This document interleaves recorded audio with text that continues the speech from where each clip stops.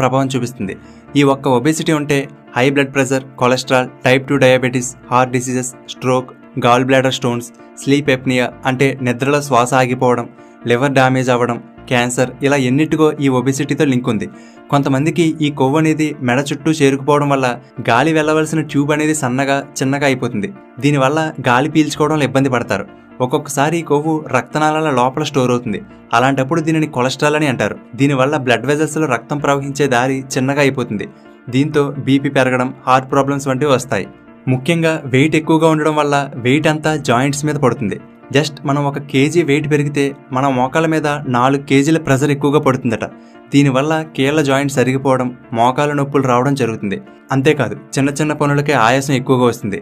టోటల్గా ఒబేసిటీ అనేది లైఫ్ క్వాలిటీని తగ్గిస్తుంది. ఒబేసిటీ ఉన్న వాళ్ళలో టెస్టోస్టెరాన్ లెవెల్స్ తగ్గిపోతాయి. అలాగే ఆడవాళ్ళలో కూడా ప్రెగ్నెన్సీ ఇబ్బంది అవుతుంది. ఇప్పటి వరకు మనం చెప్పుకున్నవి ఫిజికల్ ఎఫెక్ట్స్.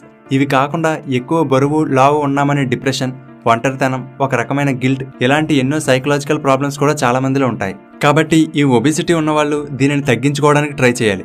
లేని వాళ్ళు రాకుండా ఉండడానికి ప్రయత్నించాలి.